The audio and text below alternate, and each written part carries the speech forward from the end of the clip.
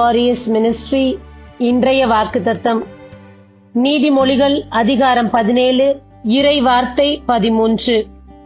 நன்மை செய்தவருக்கு எவர் தீமை செய்கின்றாரோ அவர் வீட்டை விட்டு தீமை அகலாது. அன்பார்ந்தவர்களே, அநேகர் இன்றைக்கு நன்மை செய்திருக்கின்றார்கள், ஆனால் அவர்களுக்கு தீமை விளைகின்றது. அவர்கள் செய்த நன்மைக்கு மற்றவர் அவர்களுக்கு தீமையான காரியங்கள் செய்கின்றார்கள். கவலைப்படாதிருங்கள். இறைவனுடைய வார்த்தை சொல்லுகின்றது, எவன் ஒருவன் தனக்கு நன்மை செய்தவருக்கு தீமை செய்கின்றானோ அவருடைய வீட்டில் தீமை அகலாது இருக்குமாம். இந்த நாளில் இறைவன் நமக்கு இதை தெரியப்படுத்துகின்றார். என் நேரத்திலும் என் நாளிலும் நமக்கு நன்மை செய்தவருக்கு தீமை செய்யாதிருப்போமாக.